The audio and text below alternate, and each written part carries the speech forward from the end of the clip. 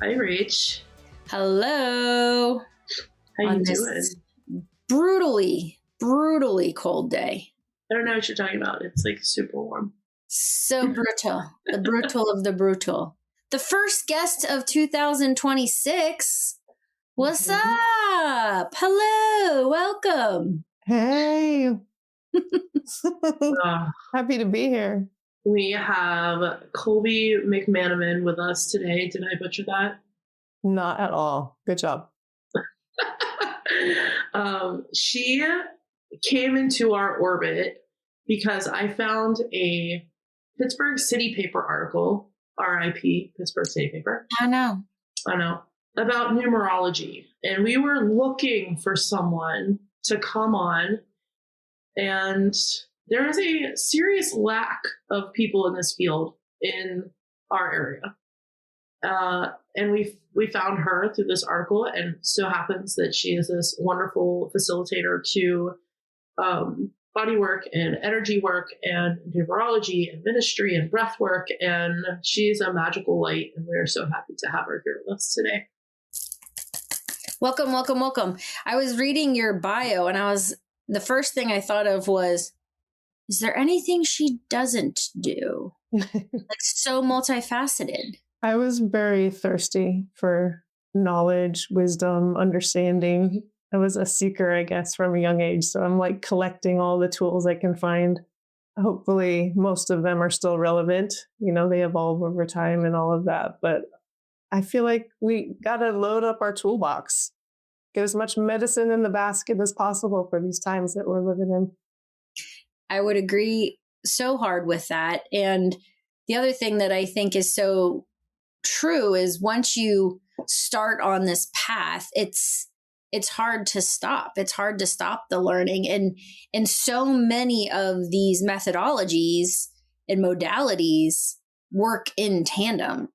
They don't work like independently of each other. So it's also really fascinating and fun when you have someone like yourself that can incorporate different elements of different modalities into a healing session, a healing group, you know, something for the collective, something for yourself individually, for your family. So thank you for doing all of that hard work. Oh yeah, 100%. You know, this journey is about discovery. So I feel always like the more I learn something, the less I know, which just brings me back to like, okay, starting over again. I'm just a baby. What's out there? Show me more. You know, there's moments where I've really had to slow myself down, like chill, Colbee. You know, you don't need to know everything. You can't figure out the mystery, you know, let the mystery remain the mystery. But sometimes I just can't help it. Yes. I know when I had my spiritual awakening, and one of the very first times I learned about the 4 clairs, it was like, okay, now I'm open. Let's go. Like, I want to see all the things and hear all the things and feel all the things and know all the things. And, you know, my guides very quickly were like, that's not how it works there, homie. Like, press the brakes. And I was like, no. I want to drink out of the fire hose. Yeah. I feel very similar to you, Colbee, where I was so thirsty from a young age to like take in as much as I could.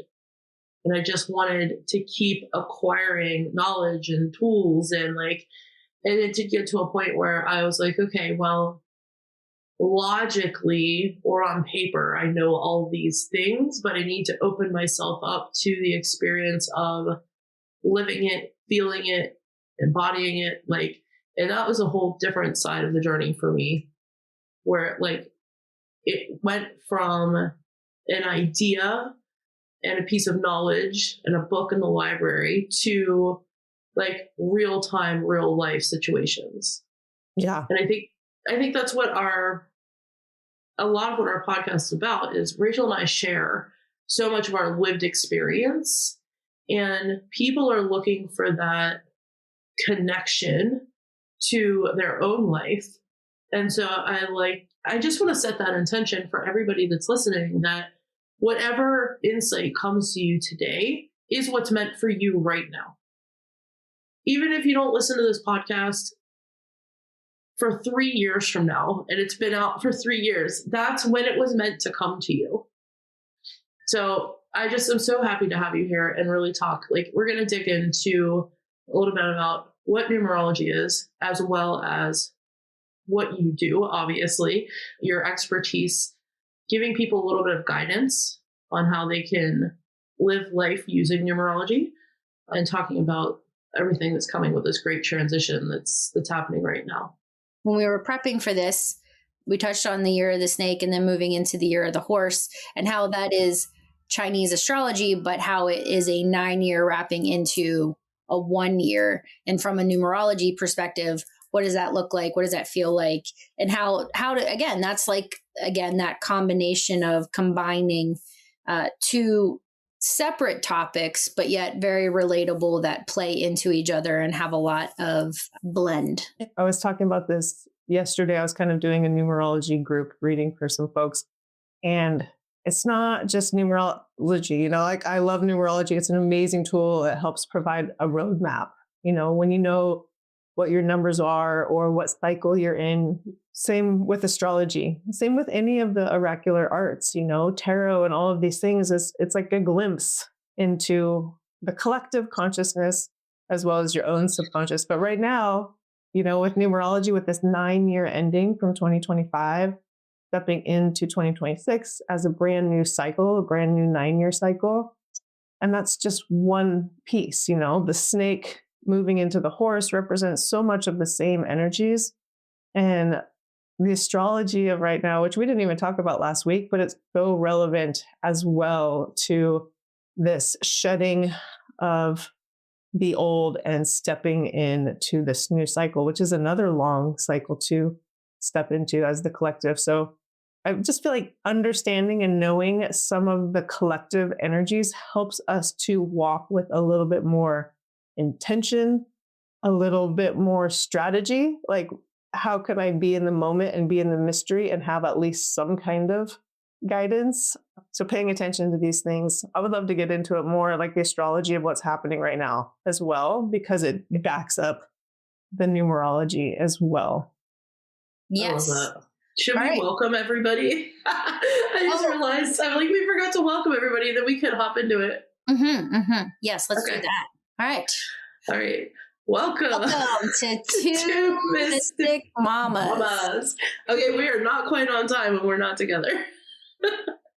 This is the pivot of the day, which is what we talked about a little bit earlier too, is just being open to the pivot. And I feel like that also plays a great part in what we're going to talk about here. Is anytime you're dealing with energy and metaphysical and spirituality, being able to pivot and leaving room for magic, and yes, having an understanding and a knowledge of, but also knowing that there's other powers at play, right? So you can plan, you can prep, you can read, you can do all the things, and then there's still going to be a curveball and something that comes out of left field. Mother Nature being the one we're talking about at the moment. Yeah, because you guys are sitting in a huge pile of snow. It's so much. And it's, I don't know, it's negative stupid degrees here. It's supposed to be like legitimately without the wind chill. Charlie said his forecast shows -11 on Saturday, plus the wind chill. Ouch. But again, for me, the message was very clear. When Mother Nature, and Krystyn and I talked about this, when Mother Nature gives you whatever it is, whether it's extreme heat, whether it's extreme cold, whether it's extreme snow, a hurricane, a tornado, you can look at it for just surface level and just assess whatever it is and focus on the negative of that. Or you can also choose to say, this is a time for coming together, for regrouping, for refocusing, for grounding, for allowing what you can't control, to cut cords with that energy and just allow what comes into your circle to stay in your circle.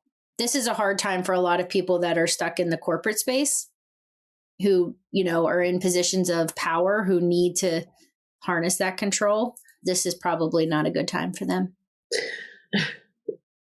No, I think Anyways. it's time to release that control. I don't Right. think many people are too keen to do that, but that sometimes I feel like that's God's plan. If you look at the collective and really zoom out, like we're going through this so that kind of control can eventually be released. Inshallah. Things need to collapse. They do. And I think a lot of people that are still kind of stuck in that cog, so to speak, are very skeptical over things like numerology and astrology and energy work. But there's a lot of people that are curious, that are trying to learn more. And how would you explain numerology to somebody who knows either very little about it or is skeptical of it? Sure. Numerology is really interpreting another language, and it's the language of numbers, which is beautiful because it's a universal language. No matter where you are in the world, even if you are a child or an adult, we all understand 3. We understand what 7 is. But numerology takes it a bit further, looking at the archetypal energies of each number and then decoding it based on the energetics of it. And, when I first started using numerology, at first, you want to learn all about yourself, because that's really what this journey on planet Earth is, discovering more about yourself so that you can show up more fully in your being, in your presence, and do you, because that's the biggest gift you can give to the world if you can do that in alignment. So numerology helps to discover and understand yourself better. But then once you get to know the numbers, you kind of start decoding everything. Like I would be driving down the road and look at the mile markers and add the number up and be like, there's some mystical meaning in it. I think I was reading a little too far into it at times, but it is beautiful and fascinating sometimes in that way, because you can, look at the address of your house, and it's so interesting how the energetics of that number can tell you a lot of information about what goes on there, and the kind of energy and the vibes that are there. So numerology is really just, as I said before, it's kind of an oracular tool that can be used to help decode not just yourself and other people, but the world that we're living in. And there's cycles and cycles within cycles, and you can get really deep, or you can use the simplicity, because it can also be very simple. Numerology can be very complex or very simple. And you can use the simplicity of it just as a bit of a guiding light. If you know where you are, then you can also understand more about where you've been and the lessons that have been learned, and prepare for where you're going. So it's just really living in alignment with the energies that are available to you, and then being able to prepare yourself as well for some of the challenges that might arise. I love that so much. I have always felt really strongly like a connection with numbers, and it's been for me through music though, right? And similar to music, it's a universal language, and it is a rhythm, and it's a pattern, and it's a cycle, right? And, there's so many ways, to your point, that you can translate this into how you're showing up in the world, your own expression, your own diversity, your own desires, and how do you get started, right? Like, for people that are like brand new, where do you even begin, right? Like, because to your point, you can get so complex with it, Yeah. or you can say really simple, or you can shift somewhere in the mile markers, I think. Yeah. Yeah. And no, and it can sometimes turn into like a can of worms if you go too deep too quick. But Right. for me, this is where I begin. This old book, it's called The Science of Numerology. And when I was first experiencing my first spiritual awakening, I was like 17 years old and living in my van, and just my mind was blown wide open. I wanted to know everything. I wanted to discover everything. I was looking for every tool that would show me something about the meaning of life and the meaning of who I am. It was just like this journey. And so I would go into this old bookstore, like this new age used bookstore, and just kind of run my hands along the spines of the books and feel like which one was loose. And this one just kind of fell out off the shelf and into my hands. And I was like, okay, numerology. And it's so classic because it's over 100 years old and it's a little bit outdated in some of its principles. But it turned me on, I was like, oh, it's just fascinating because numbers literally are everywhere. We're all made up of numbers. Our birthday calculates our life path number. So just like, astrology, you have this blueprint when you arrive, and our birthday as well as our name can be decoded into numerology. And so this was like my first intro. And so I self-studied for years and years, which is how I would, recommend people just check it out. There's so much information now online, of course. It can be overwhelming because it's like, well, where do you go and where do you look? I have a workshop coming up, but it's probably too soon for your listeners, but I'll probably do another one in February and March. But I'd like to do at the beginning of each year, like an introduction to numerology workshop that just lays the basics and the foundations of how to find your own numbers, how to find where you are in your own personal cycle, as well as touching in on the energies of what we're experiencing collectively. And it's just a good foundation to begin from there. And I also offer an online course.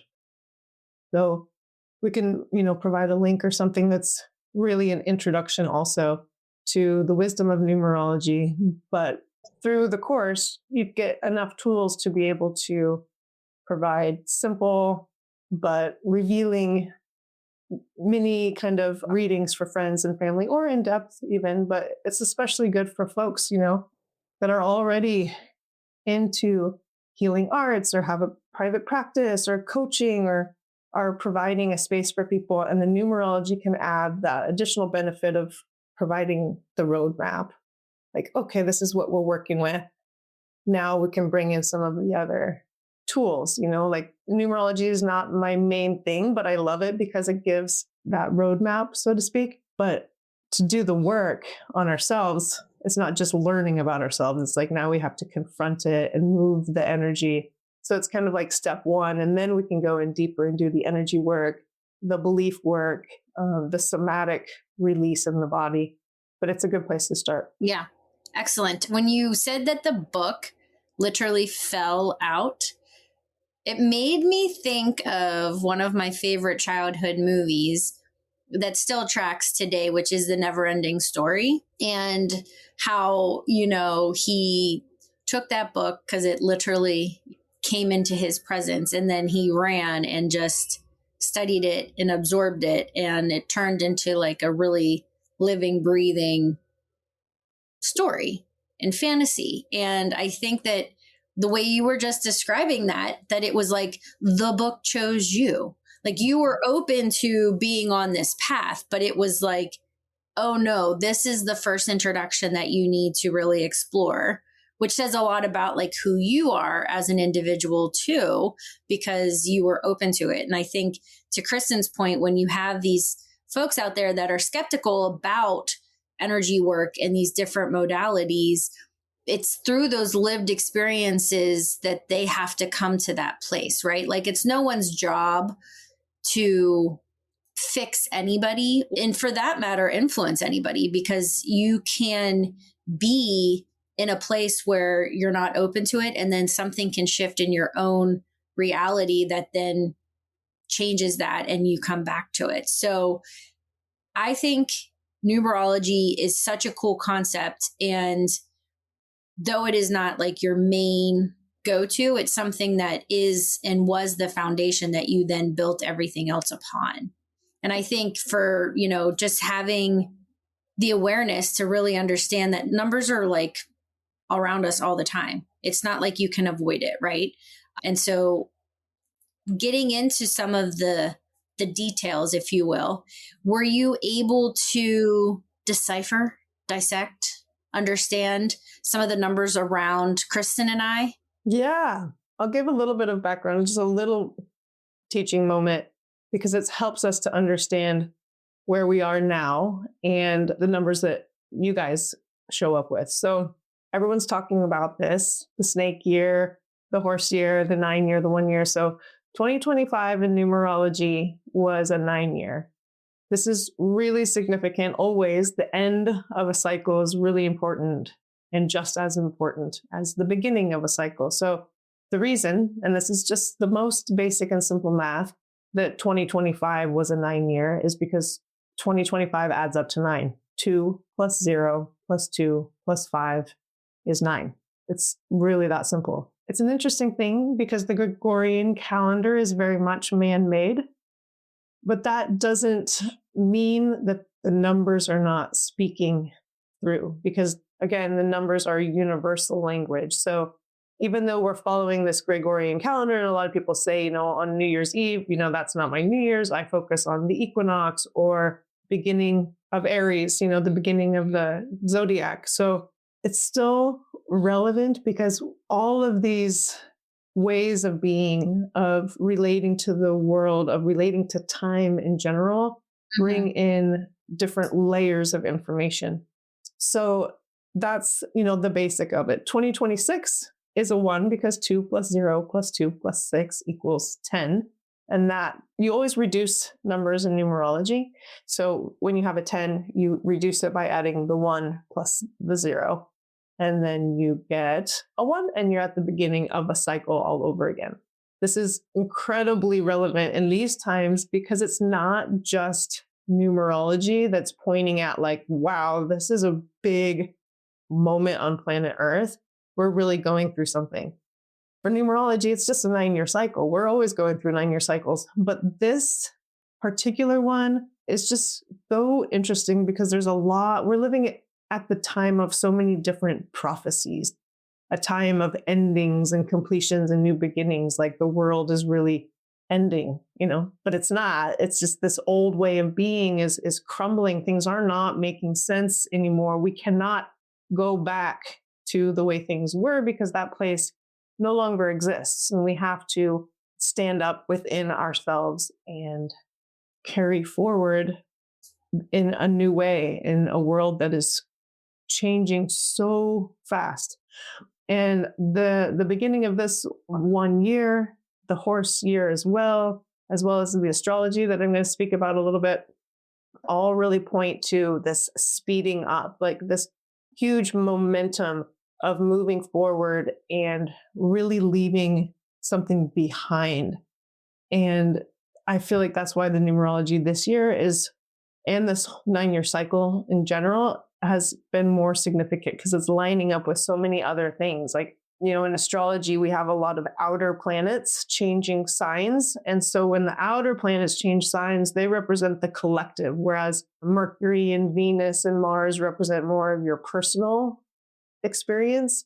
The outer planets are representing the collective because they have such long cycles before they move. So with these outer planets changing also, we're moving in as a collective to new times that are totally looking different than where we've been. There really is no going back. Plus all of, the age of Aquarius, all the tech and the AI and all of this momentum is just speeding up.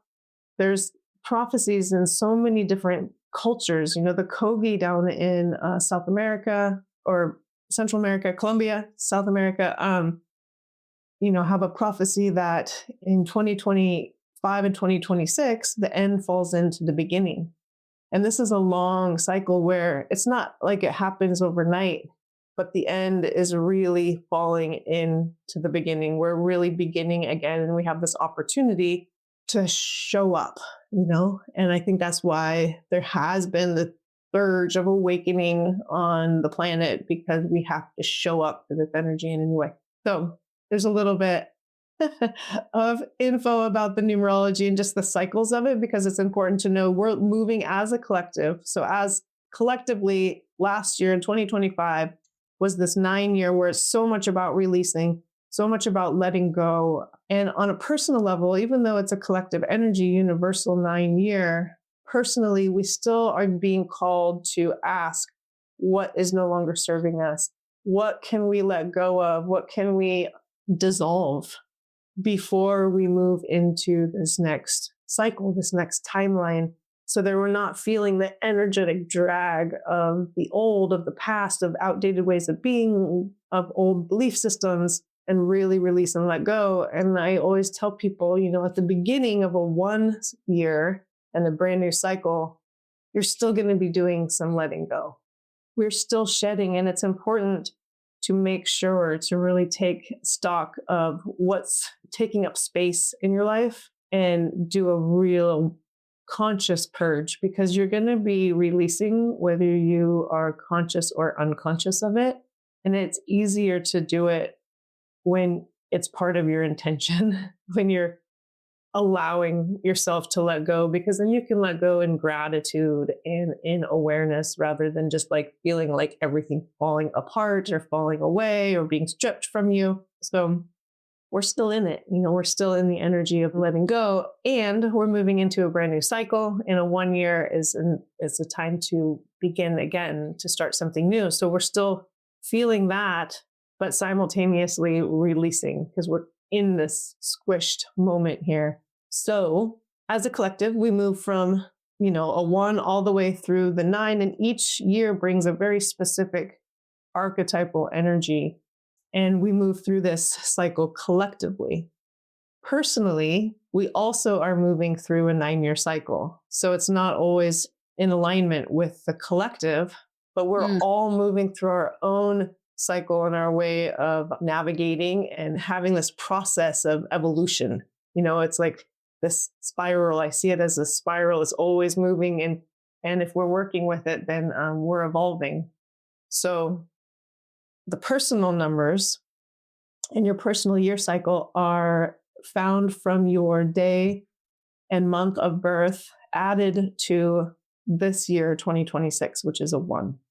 So I'll give you guys a little info about what your numbers are if you want, or if you have any other questions about just the cycles and numerology in general. I've just been writing down some notes. I think that naturally everything you're saying, I am in an alignment with. I think there's so much truth when you start looking at like how different cultures and how different events are coinciding and coming together to amplify that. And the only thing that I wrote down was that I think it's important, if we have listeners that are joining us for the first time and they keep hearing us say the collective, the collective, the collective, just touching on what is the collective, right? Like giving a little bit of a definition around it. Because naturally, Krystyn and I, we know what the collective is. We do collective readings. We work with the collective energy. A lot of what we do is for the collective. But if we have people that are joining and they're like, what is this? What does that mean? And so I want to just touch on that a little bit, just to give some understanding there, so people understand that everything you're saying applies to them. And we're not talking about some auspicious, right, cultish group out there. It's like, what is the collective? Like, how do I get in it? It's like, you are in it. So it's the new Illuminati. Yeah. Did I miss it? Do I have to wait for another year until the renewal time comes around? So you have to wait for open enrollment. Yes, that's right. Open enrollment to subscribe. So that was the only thing that I was like, oh, we should probably mention that, and just letting people know that, I love that question. I've never been asked that question, because we're swimming in it. The collective is like the energy that we are all experiencing collectively, meaning at the same time. It's not so individuated, where our personal signature, whether it's your blueprint through numerology or astrology or just your own energetic essence, that's yours. That's your authentic energy. The collective is how we are all showing up together, the energy that's moving consciously or subconsciously through all of us. And obviously that can look so different. If you're looking at the collective of the United States, like, wow, what a shit show that we are in right now. I mean, there's so much divisiveness, so much polarity. This Aries energy, it feels like it has us a little bit on the brink of like some kind of civil war already. Like there's some real collective gnarly energies. But at the same time, there's this underlying collective of the spiritual energy of people waking up, of people trying to live their best life, to like really work on themselves in this way. But there's, Mhm. the world collective it's basically consciousness, because we all are tapped into consciousness in one way or another.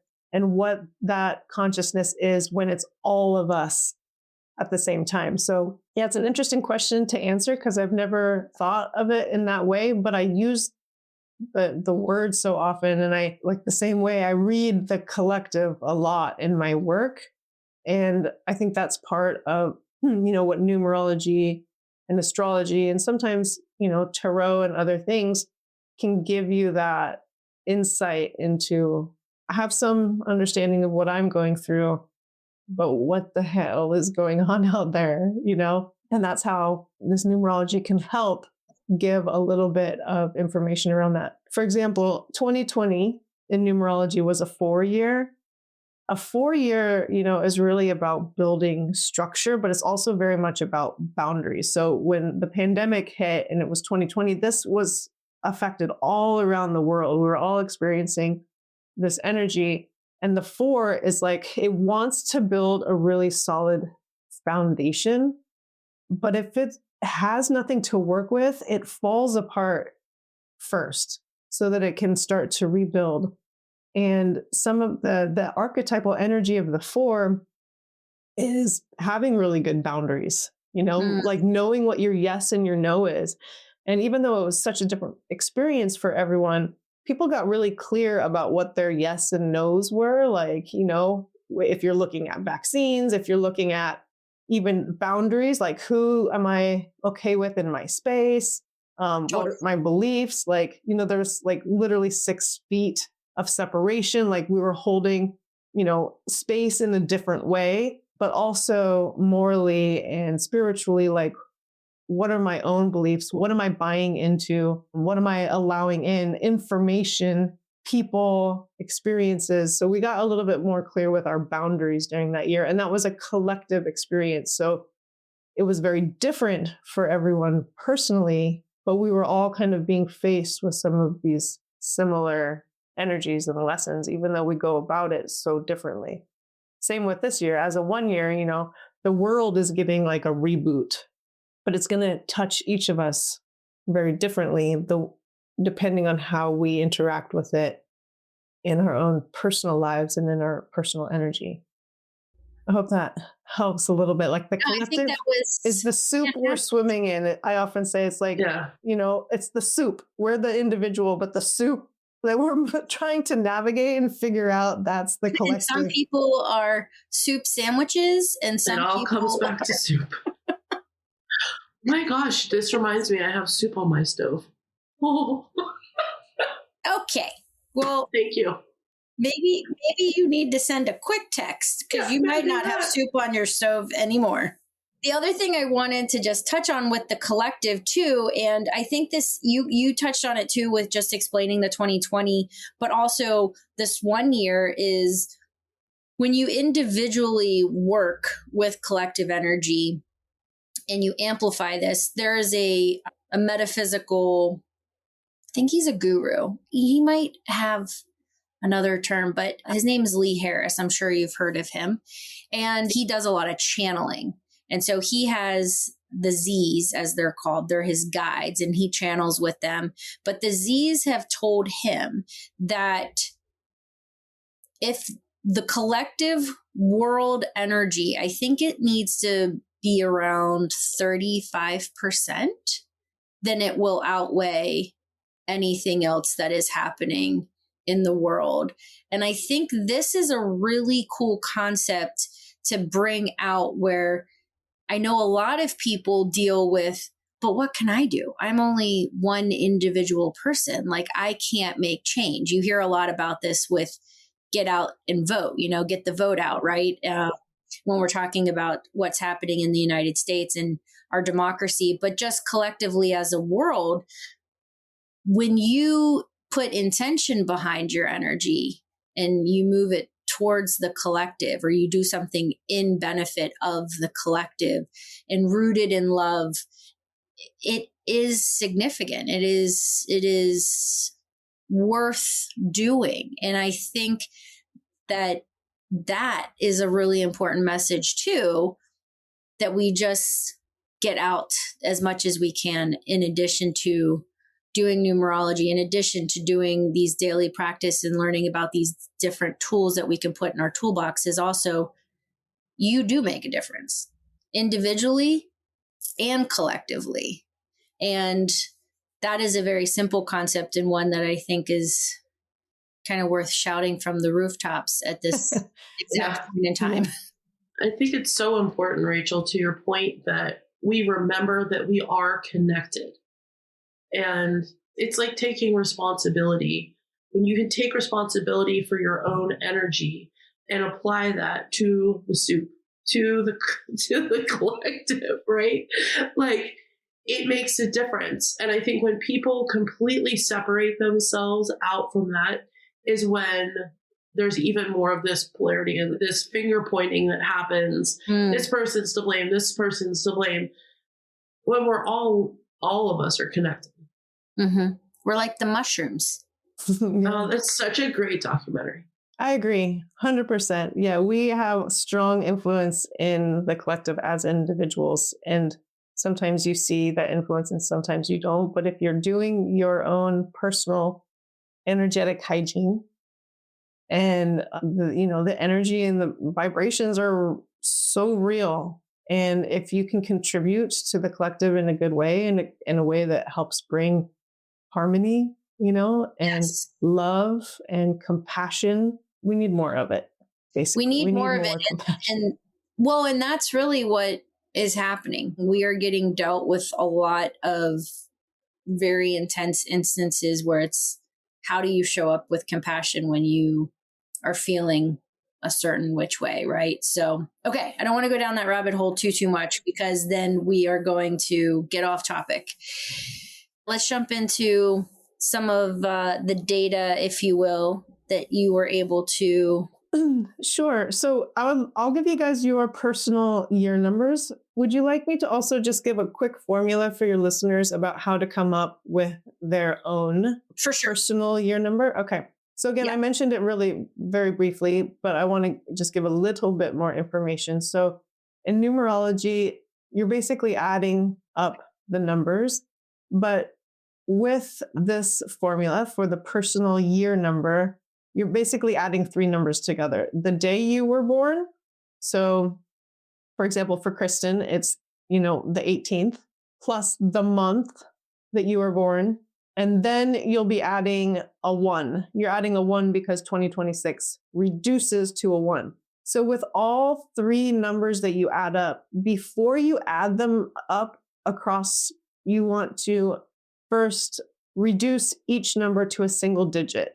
So this is the only kind of mildly complicated part. There's also additional rules, as if it's a master number, you don't reduce it. So if you're born in November or born on the 11th or the 22nd, you don't reduce that number. It stays an 11 and it stays a 22. There's energetic reasons and rules around that. And it's been part of numerology for a long time. I can't exactly tell you why, but it just carries a different energy. When it's an 11, it's like a double 1 and a 2. When it's a 22, it's a double 2. It holds the double 2, but it also holds the energy of the 4. So it's just additional information.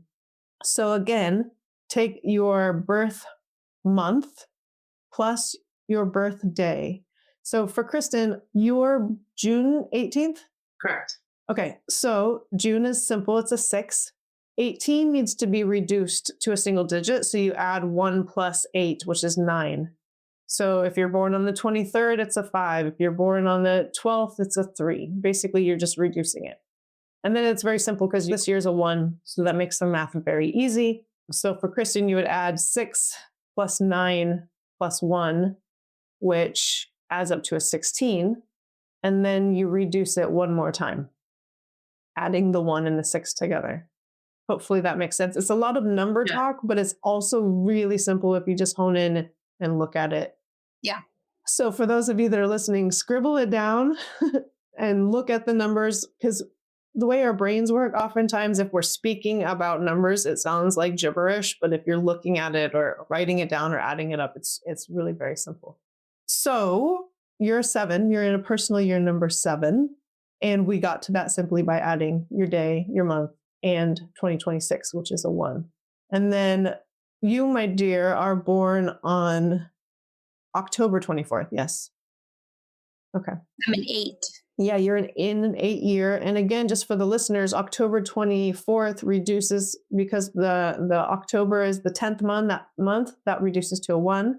The 24th reduces to a 6. So we're adding 1 plus 6 plus 1, which is 8. So I'll speak a little bit about those numbers for you specifically, but I'm happy to talk real briefly about each number for those that are listening, because each number really holds an energy and an archetype that you can work with during this year to make sure you get the most out of it, to make sure you become open to the tools and the information and the blessings that are available to you this year, as well as prepare for some of the challenges that may arise.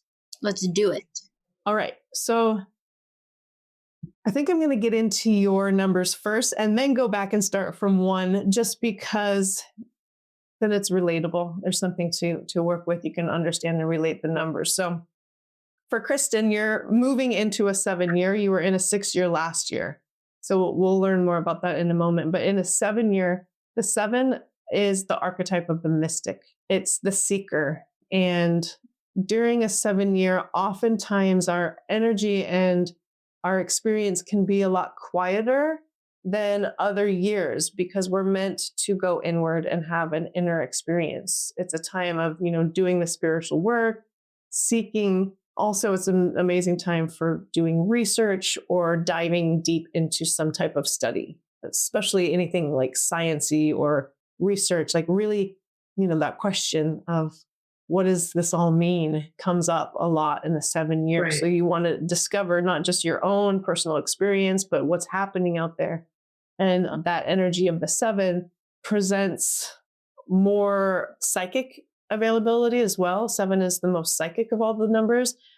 Something I love about numerology is the way the numbers are drawn.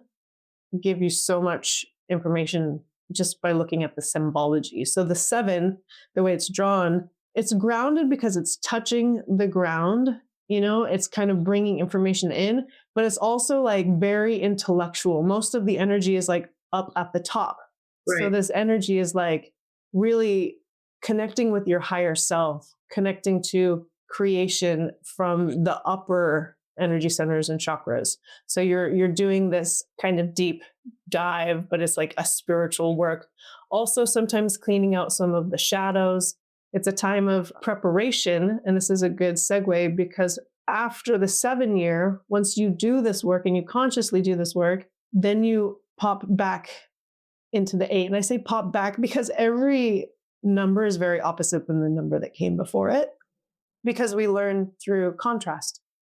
So after the 7 year, and Rachael, you're in an 8 year. So then you come into the 8 year, which is much more about relating with other people, but it's from a place of personal power. Because after you do that deep dive and inner work of the 7, which you might have experienced last year when you were in a 7 year, then you're more prepared to step into your personal authority, your personal power, and kind of the archetype is like the boss, to step into your authority truly by like saying yes to your own power.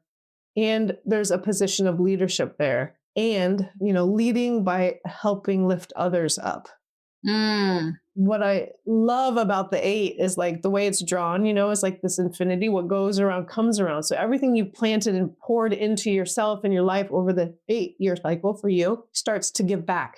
What you put in comes back around. And sometimes, and for some people in an 8 year, that can mean like, well, if you haven't put a lot of good energy in, or you haven't been doing the work, or you're planting seeds that were not in alignment with your beliefs or your morals, then it can be a little tough at the beginning of that year, because you have to have that kind of karmic reward, whether it's good or bad. But potentially the 8 is the number of success and abundance and really stepping into power in that way, but it really requires first that you do that work of the 7. I'm here for it. And I would say last year, you know, hindsight is 2020, but looking back, that's all that kept happening last year. It was like, take this class and then take this and then figure this out and then do this. And I was just a student. I wanted to be doing more and executing more, but it just, my guides kept saying, no, grasshopper, you're going to still be learning and doing and connecting. I connected with a lot of people last year. And so this feels very on point. Yeah, it really does. And I think like what's important to me in all of this, and I love that people can identify their personal year number, because I think a lot of times when we get into this space of growth and of research and of learning and all these different modalities that exist, right? A lot of people start to self-label or identify as just one thing. And we're constantly evolving. And I think that's so important to share with everyone is that, first of all, we're always changing, right? If we allow ourselves to. And, you know, we have the ability to work within the shadow work of each of these numbers of our personal years. And you know, how do you see these themes repeated? So like, let's say you're moving from one number to the next, like we are right now. And how do you see it come to fruition when people ignore cycles, right? Like we talk about this a lot in our podcast is when you ignore cycles and you're not learning the lessons that you need to learn, you just continue to repeat it. How do you see that show up in people's personal years? Yes, it's so important and so relevant because it's really uncomfortable how it shows up. You know, for example, if you're in an 8 year, but you did none of that work of the 7, you didn't take time for your own introspection, for your own growth and spiritual development, also time alone, you know, which is really important. Then in this 8 year where you have access to power and authority, you're going to be like a little bit crippled feeling because you're not prepared. And so you come from a place of like, there's nowhere for this energy to land because you're still in the old lesson. It's okay. First of all, I want to say it's okay. It's always okay because we can always choose to get in the game, you know, whenever you are ready, whenever you show up. But it can be uncomfortable at first because there's that lag time. At the beginning of every year, I like to remind people, as I did with the letting go with the 9 year, that there's still access to that energy that came before, especially the first, 3 months of the year. So for example, if you're in an 8 year, but you didn't really do the work of the 7, like do it now.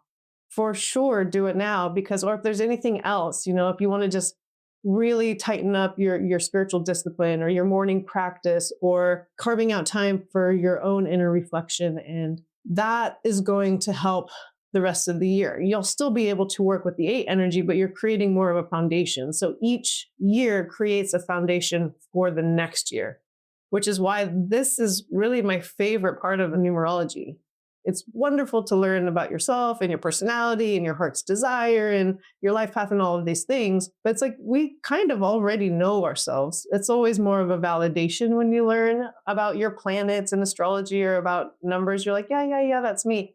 But this is more like looking at the transits in astrology. It's more like looking at, well, what am I working with right now? Mm-hmm. And I love how you said, we all have all of these archetypes and energies within us. It's just at moment, some of them are more available to us. And some of the energies might be more uncomfortable, and some of them are more like, oh yeah, this is my jam. I can rock the 8 or I can rock the 7. I like kind of being solo in my spiritual world. So there's different energies that work, but always for the purpose of bettering ourselves and conscious evolution and showing up more in alignment with what's available. Mm-hmm. Yeah. How do you personally use your personal year number in your daily life? It's great to set goals from a place of knowing what's available. So, for example, I'm in a 9-year. So here we are, 7, 8, 9. And for me, it's, it's kind of good to make a bit of a mantra around the energy to just remind yourself, because we always forget we're humans. This is part of the experience, is that we fall asleep and we just have to constantly wake up. So one thing that helps is kind of having a mantra for each number. And the 9 is like, what else can I release? So throughout my day, and this year is so much about it. I mean, for real, I'm letting go of everything. I'm cleaning out my house. I'm selling my house. I'm moving. Like everything is being let go of. So for me, it helps a lot to know that I'm where I'm meant to be, that this is about release and let go, not to hold on too strong or too tightly during this time that really is about letting go. I can go through the numbers really quick and just do like a quick archetype and maybe mantra for each number. If you find yourself in this personal cycle, like how can you use it to the best of your ability to show up more for yourself and for your family and for the community and for the world? I love that. Thank you. Okay, so from the beginning, 1, we're all in a 1 year collectively, but some of you are also in a 1 year personally. This is all about what's new. 1 is the archetype of the masculine. So it's a straight up and down energy where you can bring in information. It's like channeling new information, new ideas, and have kind of assertiveness to do something new, where in other times of your life, it might feel scary or like it just takes too much work. In a 1 year, it's like you have this kind of masculine drive and also the information landing. I always see it as this download opportunity. So it's an amazing time to brainstorm and plant seeds, of like, what is this next 9-year cycle going to be for you? That's really important in a 1 year. And we're all working with that energy. So we can all do that because we're part of the collective as well. The 2 energy and the way the 2 is drawn, it's feminine energy. It's open and curved. So it's the most intuitive of all the energies. It's also very grounded, which makes it much slower than the 1 energy. So in the 1, it's like there's so much happening. There's new movement. When you're in a 2 year, you're much more intuitive, more feeling your body. So the 1 is about, what can I do? What wants to be created? And the 2 energy, as you move into the next year, is more about what do I feel? So that you can get aligned. Your somatic experience and your feeling can get aligned with your mission that you began in the 1 year. It's, as I said, the most intuitive. It's great working in partnerships where the 1 is like really wants to be independent and just do the thing. And 2, you're kind of like, okay, how can I help others? The 2 is very diplomatic. If you plant the seed in the 1 year, the 2 years, like the seed is underground and you can't really see much growth, but it's where it gets all its nutrients and from the soil, so to speak. So in the 2 year, it's about self-care, taking care of yourself and helping others while your vision kind of continues to grow and manifest. In the 3 year, the 3 is drawn, it's like open and curvy.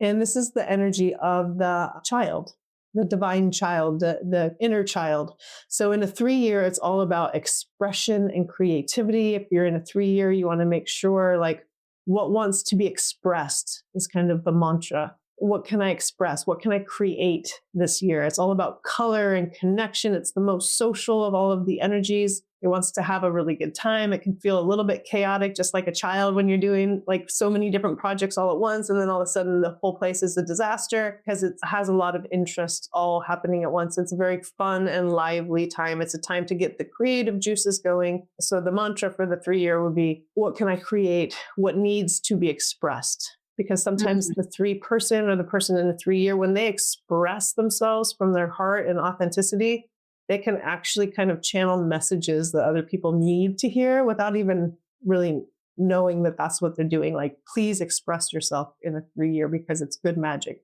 In a 4 year, very opposite than the 3. The 3 is like, have fun, create colors. The 4 is like, get to work. The 4 year is about rolling up your sleeves, setting strategic goals and working hard to achieve them. The archetype for the 4 is the structure itself. So you're wanting to build a foundation and a structure, especially for those dreams and initiations that got started in that 1 year that you've been working. Now, like the idea and everything that's been planted really needs a foundation. So the 4 years all about creating systems and structures in your home, in your business, in your life, more discipline, and giving yourself permission to just work really hard, but showing up for it. Make it, you can make it fun, but it's a year of work. It's also a good year to like strengthen the body, because the 4 kind of holds super strength as one of its powers. So the 4 mantra would be, what needs to get done?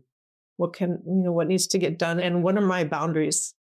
As we move from the 4 into the 5 is about expansion. So the 4 is like living in the box, creating the box, making sure it's solid. The 5 is about, okay, now that I did that, what else is possible? That's the mantra for the 5 year. It wants to live outside of the box and see what else is out there. What else can I learn? What else can I add to this experience to expand my original vision? It's also a time for course correct, because it's halfway between, the 9-year cycle. So it's time to course correct and have some adventure. It's a time of adventure and expansion. From there, you go into the 6th year, which is all about home and family. So again, very opposite. And it's a time of healing and teaching and creating a really cozy space, oftentimes caretaking others, or having a lot of focus on family. It can be a time of finding love or growing your family, having a baby. It really brings in the energy of family and love and caretaking and healing, a beautiful energy. After all of the adventure of 5, it's more of a year to spend in the home, like home, hearth, and family is the energy of the 6. Like the 2 is the divine feminine, but the 6 is like the divine mother. You can see the belly, and it has all of this beautiful healing energy. And then from there, we move into the 7, which we talked about, after being with the 6, which is all about home and family, you move into 7, which is much more about self, but like the higher self. And then you do that work of the mystic and the work of the seeker, and you kind of refine some of these energies through an inner experience. And then from there into the 8, where you step into your power, and that's a good mantra for it. Like, how can I step into my power? And it's about relationship with your own personal authority. And then we talked about the 8 already. And then from the 8, obviously you move into the 9, which is the end of the cycle, which has 2 really important themes. Of course, we know it's about releasing and letting go, but also, and this is very important, especially because we're just coming out of a 9 year and we have to remember this, it's such strong and powerful medicine, but to have appreciation and gratitude for all that has been learned, all that you've accomplished, all that you've experienced, the goods, the bads, all of it, because that's really good fuel for growth, that gratitude and that appreciation for the experience, however it turned out. You've learned a lot. So letting go and releasing and acknowledging the experience with love and gratitude and appreciation is the medicine of the 9. That's incredible. I think it is so, like, when you were going through the archetypes and you were saying what the numbers stood for, I was able to visually picture them individual. I was like, oh yeah. Like, I've never thought about numbers in a creative way like that. And that to me is fascinating. That was kind of like mind blowing a little bit for me. It is beautiful. It's like getting to know individuals. These energies are the numbers each have their energetic blueprint, like all of us do. So with numerology, I think that's the first thing, is just getting to know the numbers. And when you hear about the archetype and the energy, then you can see, all of us have these experiences where 222 shows up, or 1111 or whatever.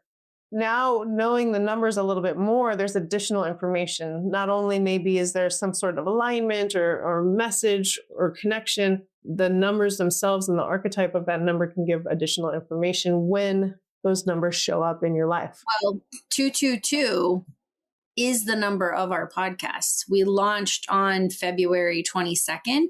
And now when you were touching on like the divine feminine, I was like,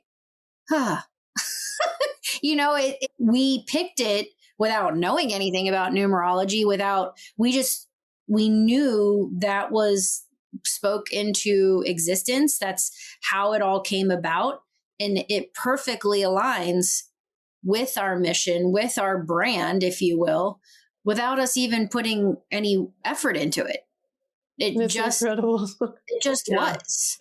Yeah, because it's this divine feminine energy, but also collaboration and partnership. So you're working together towards something and intuitively, working your way through it. Just yes.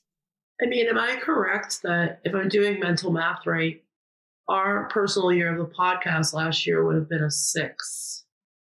Is that right? It was a 9 year, 2 + 4. When did you begin? Oh no, wait, was it a 5? 2/22. Oh, you began on February 22nd. Well, yeah, we launched. That's when we launched. We launched our that. That's your birthday. Yeah, that's our birthday. What year was it? 2024. We launched in 24. Okay. Cool. So I think I did that math wrong. Our personal year is a 7. 7. Yeah. 7 as a business. Yeah. 7 as a business. Not your age, not the age of the podcast, but the personal year and number cycle would be a 7. But last year was a 6, and I was really like feeling what you were talking about when you were talking about like the mother and like loving on our podcast and nurturing her and like allowing her to grow, and that really, really resonated with me. And it was interesting for while you were going through, and I think our listeners are going to find the same, to be like doing quick math of like the people in their lives. So like I was thinking about my husband is living a 1 year this year in a 1 year. Yeah. And I'm like, oh, that's so cool. Like I'm so excited to dig in more.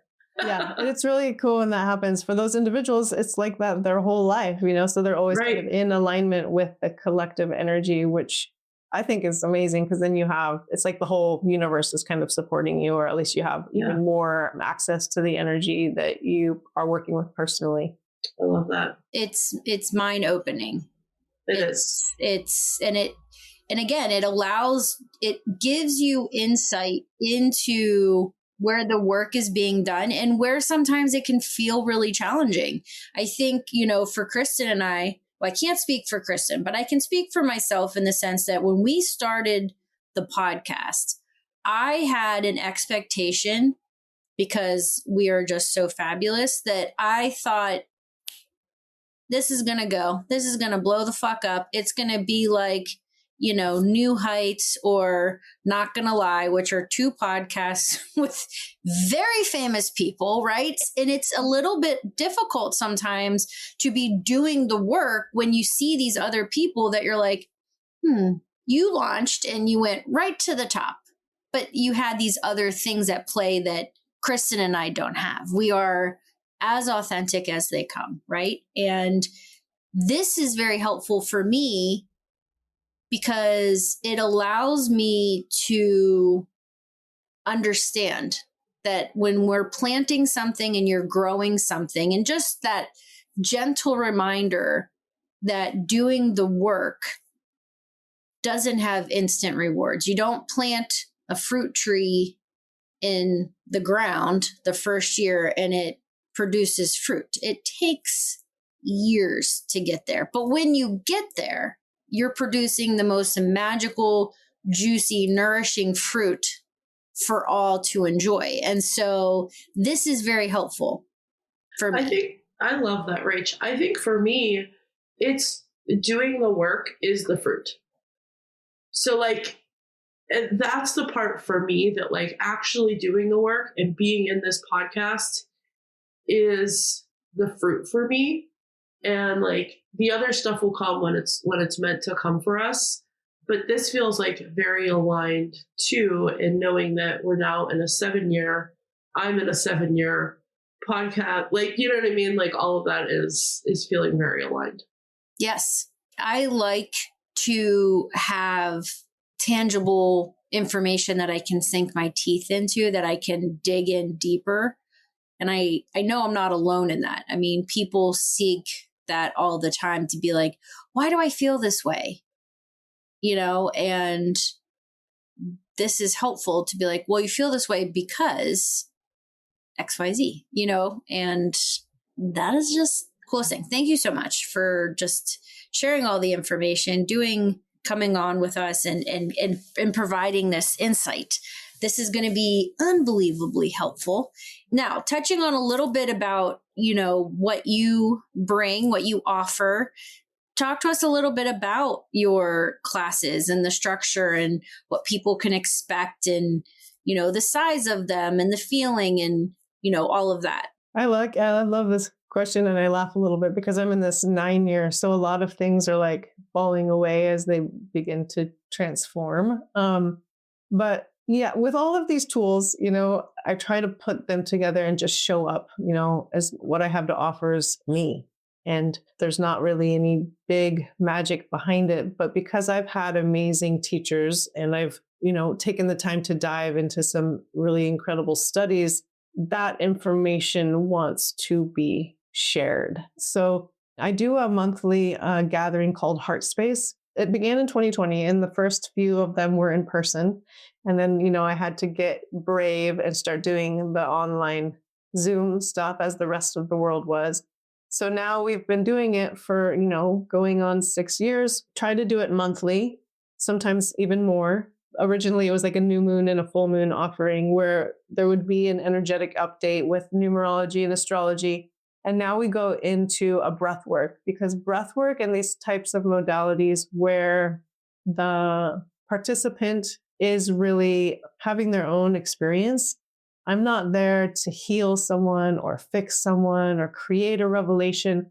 I'm really just providing this tool that we all have access to. It's our breath. It's simple. It's contained within our body, and then creating a space for it and holding that space. And that has been amazing because it's turned into a community of people who show up. We drop in deep with some heart-centered meditation, go into the energies, and then have this beautiful breathwork experience. And everyone has their own personal experience that's so unique for each person. And it's about release and letting go and really practicing good energetic hygiene. What I've kind of come to learn about myself and my work is that the tools and teachings I provide really are meant to help activate your own innate and spiritual technology. And we're living in this time, the Aquarian age and all of this tech, and everyone's like, what does it mean? And I think the most important thing we can do as individuals, especially people who are on this journey of connecting more with our spirit and in alignment with that, is to activate our own technology, which is actually so simple. You don't have to take a huge course. You don't have to find a guru or a shaman. These things that I help people with have nothing to do with me and everything to do with you. It's the breath. It's the connection to the earth. Like the elements for me are my most profound teachers are simply water, air, fire, earth. So they are my teachers. And then of course, everyone who helped me to understand and realize that are my beautiful guides and mentors of this life. And now, because I've been taught these things or come upon these things, I want to share and give that back, but it has nothing to do with me. I do like to create the space for people. So I do the heart space gathering, and I have a course called Foundations of Elemental Alchemy, which really goes into all of those elemental teachings, which again is nothing from me, but showing people how to use their own technology, the breath, the body, the creative life force, connecting with the ancestors, all of these things to just activate yourself. We are so multidimensional and multifaceted, and we're just using this like little wee part of our human energy and intelligence when there's so much more that we can access. So just turning that on more and more. Yes. Well, and thank you for not gatekeeping, and thank you for being you. I think, those folks out there that put on a facade or they, have this bravado about them, that may work for certain people. That may attract certain people. Great. But I think you are the same in the sense that not all people are meant to be your people. And I think that when you find that alignment and you and you give people back the power to say, you are capable of doing this. I say this to my kids all the time because my kids are 12, 10, and 5. And I want them to be functioning adults when they leave my nest and they can do the things. And so I'm constantly like, my son especially will be like, well, I don't know how to fold laundry. And I'm like, well, you're capable and I will show you. And the best way to get good at something is to do. It's like, I want to do exactly what you're saying too, to others. I want to give them the tools and be like, you are capable. You're so capable, and being supportive of that and nourishing. I have a very, very strong servant heart. And when I had my spiritual awakening and knowing that I was going to step into that moving forward for the rest of my life, I didn't know what we were going to create quite yet, but I knew it would serve my soul. I knew it would serve my purpose on this planet. I could no longer be like, yes, I'm going to do technology and work in corporate America. Fuck that noise. That was gone. See you later. And I think the space that you're creating is beautiful and wonderful and attracts exactly who you want it to attract. So I love that you were like, I don't really create. It's not like this big, like, you're not going to show up and there's going to be fireworks and, this whole bravado of a show. I am the show. This is the Colbee show. Well, this is the thing, about this world that we're living in, and as mamas and partners and friends, like, we don't want to create any more codependency, and especially not in a spiritual sense, in a spiritual community where people are dependent on you for their own awakening or for their own process. And you see it, and it honestly makes me want to throw up in my mouth when people create that kind of dynamic with students or followers. Or nobody should be dependent on another human for their connection to creation and to God, in my personal belief. I 100% agree. Yeah. We are on board from the rooftops. Yeah. It's like people create a cult around themselves without realizing that that's what they're doing, because they're not allowing people to have even emotional independence of what they think they should, you know what I mean? What they should be doing in their spiritual practice. So I love that you're sharing this, because I think it is really, really important that people know that they have autonomy to be wherever they're at on their journey at that moment. Yeah. And it's not wrong.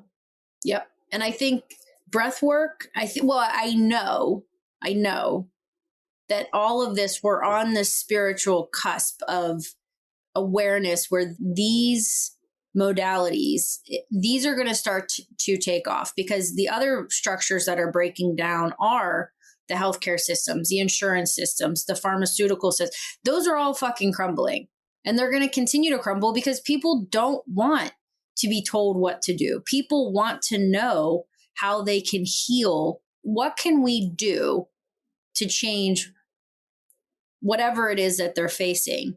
Don't tell me what I need to take. Don't tell me, it's like, what can I do? What can I control within that? And standing in that power and questioning those systems. So I'm here for all of it. Yeah. Well, I think that goes back to something you've said twice now.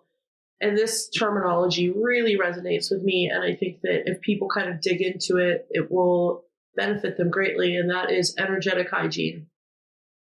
I wrote it down too. It can start with you, your personal power, your boundaries, your grounding, your connection to the elements, your own emotional balance and regulation. Like, you can start improving your own life just with that one little word. I agree. It's not easy, but simple. It's simpler than folks have made it seem. Like, you have to do this thing, or you have to have this complicated practice or this detailed routine, but these tools that we have access to, which are the ones that are sustainable and free and open for anyone are available to us in every moment. So like the spiritual hygiene, I can't stress it enough, because we go out into the world, we influence the world. Like you said earlier, we influence the collective. So having good hygiene means that the collective is not influencing us when we don't want or need it to, unless it's a benefit to our higher purpose. And our energy is, a silent transmission, ideally, where we're just like, this is how you show up in the world with a loving heart, grounded, connected, with compassion. It seems very simple, but we're just never taught these things. Like putting your bare feet on the ground and grounding yourself. Like, that's so simple. That should be kindergarten. And I agree. More and more, it is becoming that, which is beautiful. But yeah, the breath, the different ways to use the breath, the ways of setting intention, of, asking for answers rather than just searching for them, asking and then allowing yourself to receive it. I mean, I'd say it all the time. Like, your team of light is supporting you, guiding you, loving you, and they're there all the time. I think that was one of the most profound things that I had after I had my spiritual awakening, was realizing that I'm never alone. Because I used to go in these areas where I would go and I'd feel so alone, even though I have a husband, I have children, I have great friends, I have a great family. And I'd be like stuck in this own little, like, I don't have anybody. And it's like, now I got people all the time. You know what I mean? You just have to, call on them, that law of free will, just understanding, and then they're there and they're supporting and they're doing and they're showing up and giving signs. It's like, okie dokie. Love it so much. All right. So, Krystyn, do you want to start the... Yeah. I want to tell our listeners where they can find you. So if they want to know more about this, whether it's your heart space, online meetings, or it's your course, and people are feeling as connected to you as we are right now, I want you to share that with them, as where they can find you and learn more. Sure. I would love to connect more with your listeners, and you can check my website out, soaringheartmedicine.com. Most of my offerings are on there because I do pop-up offerings with the breathwork and the heart space and other classes like that. It might also be a good idea to follow my Instagram, which is Soaring Heart Mystic, where I'll have reminders about upcoming events and things like that. Awesome. Well, I think this is the beginning of a beautiful collaboration and friendship that I can't quite put into words how excited I am about it. I think I have quite a few takeaways. I was taking notes while we were having this episode, so I do have some things that I'm going to dig in and journal about and write about and put intentions around. So I'm very appreciative of you coming on, Colbee, and answering Krystyn's email from back in the day and thank you, City Paper. May you rest in peace. News of the Weird, I will forever miss you as well. I love when these serendipitous interactions come to fruition. I think it's a testament to the energy that when you put out a request, those things that are meant to be come back and are created. So thank you. Yes, thank you guys so much. Thanks for reaching out and for making it happen. And I would love to hang with you guys and your people more. It's been fun. Yes. Awesome. All right. So you guys, listeners that are on our Patreon that are seeing this video, you guys already know because you're on our Patreon. For those who are listening on Spotify, Apple, or wherever you find your podcasts, please know that there is an amazing community out there for our inner circle on the app Patreon. We have plenty of perks and extra things. Actually, Colbee is going to be also providing a few worksheet takeaways that you guys will also have access to on the Patreon. So be sure to sign up. It is pay what you can. So it is very affordable for anybody that is interested in getting a subscription. And we appreciate you guys listening and tuning in week after week and supporting the work that we are doing. Thank you. I think it's so important as we wrap this up and you talk about the Patreon to go back to something that Colbee said, and that is that we are not gatekeeping. Our Patreon page exists so that we can offer additional insight for everybody, and so that we can continue to offer you guys our videos without as many rules and regulations that we have to fight through with YouTube and such. And it's really important to us that you guys have all of this information. And so if you're listening to this podcast, please know that when the time is right for you to join our Patreon, we are open and welcome to you guys and exchanging that energy with you. So thank you for being here in whatever capacity you are. All right. All right, guys. Until next time. Until next time. Bye. Bye.